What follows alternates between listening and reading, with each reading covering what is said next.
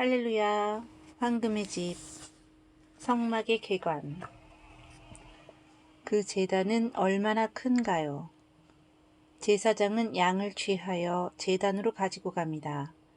그제야 비로소 그 사람은 제단을 자세히 살펴볼 수 있게 되었습니다. 제단은 5규빗 곱하기 5규빗의 크기입니다. 그것은 결코 우연이 아닙니다. 성경에서 5라는 숫자는 책임을 의미합니다. 각 손에는 5 손가락이, 발에는 5 발가락이 있습니다. 우리는 손으로 무엇을 했던가요? 단지 선한 일만을 했던가요? 하나님은 우리의 행한 대로 갚으십니다. 우리의 발은 우리를 어디로 옮겨 놓았던가요? 오직 하나님이 원하시는 곳이었던가요? 그리고 우리는 5개의 감각기관을 가지고 있습니다. 우리는 그것들을 하나님 섬기는 데 썼습니까? 그 모든 것으로 하나님에 대한 책임을 완수했습니까? 모두가 실패했습니다. 우리는 우리의 손과 발로 모든 계명을 깨뜨린 죄인들입니다. 하나님의 요구를 충족시키는 삶을 어느 누구도 살지 못했습니다. 우리는 한두 가지 정도가 아니라 모든 계명을 범했습니다. 이것을 시인하는 자는 누구나 하나님의 제단, 즉 십자가에 나올 수 있습니다. 땅 위에 거하시는 동안 모든 계명을 순종하셨던 유일한 분, 완전한 분 예수 그리스도께서 여기에 달리신 것입니다. 이것이 바로 그분만이 속죄 사역을 이루실 수 있고 하나님께 제물을 드릴 수 있었던 이유입니다. 성경에서 사는 땅의 수를 가리킵니다. 사계절이 있으며 사풍향과 땅 사방이 있습니다. 그것이 우리가 문에서 4가지 색깔을 보았던 이유이며 모든 세상 사람들을 위해 이 땅에 오셨던 세상의 구주를 기록한 복음서가 4권인 이유이기도 합니다. 모든 사람들을 위한 속전이란 말씀은 그분이 모든 사람의 죄를 담당하셨다는 뜻입니다. 원하는 자는 어느 누구나 구원받을 수 있습니다. 당신의 죄의 짐에서 벗어나고 싶습니까? 보혈의 능력이 있습니다. 악에 대한 승리를 원하십니까?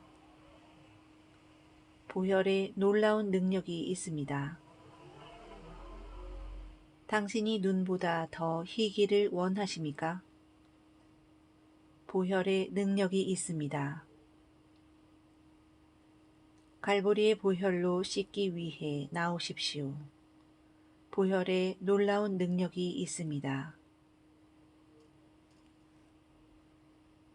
하나님은 성부, 성자, 성령, 삼위의 하나님이십니다.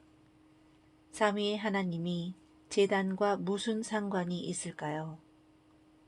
구속사업과 말입니다. 예, 상관이 있습니다.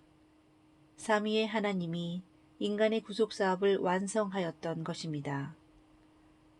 아버지는 아들을 내어주었고 아들은 자신을 내어주었고 그분은 영원한 성령으로 말미암아 자신을 희생하셨습니다. 즉 성령의 힘으로 희생하신 것입니다. 그 구절에는 삼위의 하나님이 모두 언급되어 있습니다. 아들인 그리스도는 아무런 흠 없이 자신을 아버지 하나님께 성령을 통하여 드리셨던 것입니다. 제단은 아카시아 나무로 만들었습니다. 이 나무는 사막에서 자라는 아카시아 아라비카입니다. 주 예수님은 하나님 앞에서 연한 순 같고 마른 땅에서 나온 줄기같이 자라셨습니다.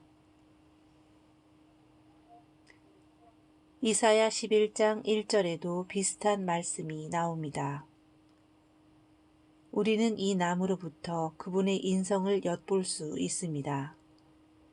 나무는 땅에서 자랍니다.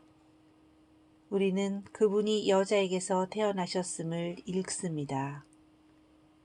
이사야 4장 2절에서는 그분을 땅의 열매라고 부르고 있습니다.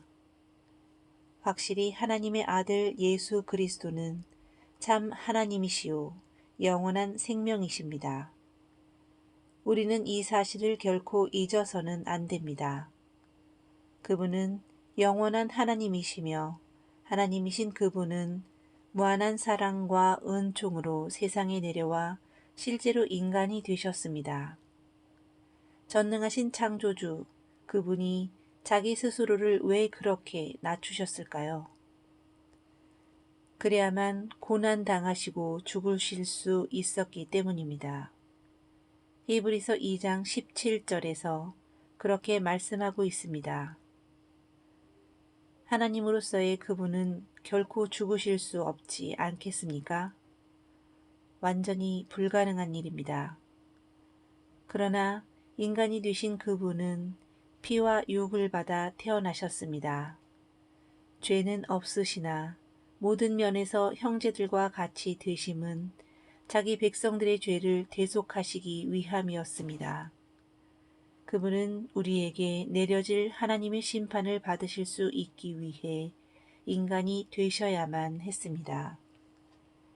그분은 연약하여 십자가에 달리셨습니다. 제단의 나무가 그것을 말해줍니다.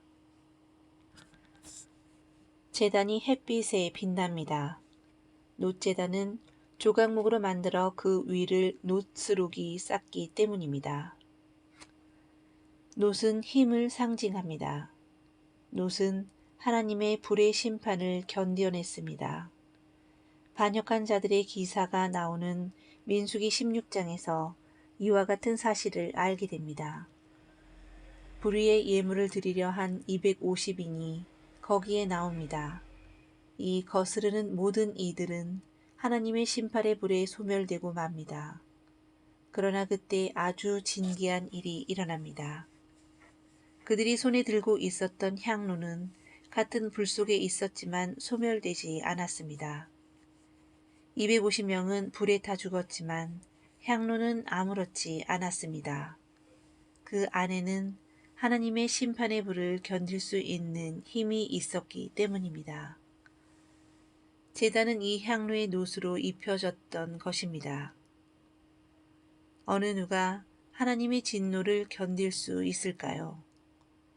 어떤 사람도 어떤 천사도 없습니다.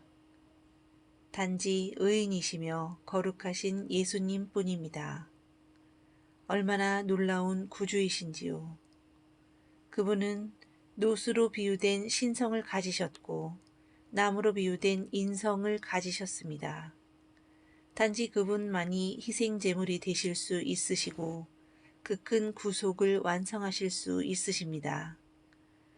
온 인류가 40세기 동안 오래오래 기다려왔던 구주 예수 그리스도이시며 그분만이 잃어버린 백성들을 하나님께 이끄시고 모든 피조물을 정결하게 하고 거듭나게 하실 수 있는 유일한 분이십니다. 몇 년 전에 과학자들에게 의해 놋으로 싼 나무무는 불에 완전히 견딘다는 사실이 입증되었습니다. 런던 소방국에 의해 여러 차례 실험이 실시되었는데 불에 견딘다는 확증을 얻었습니다. 이것은 성경이 얼마나 정확한가를 보여주는 예입니다. 성경은 과학을 초월합니다. 할렐루야! 황금의 집 성막의 개관 세 번째 시간을 마치겠습니다.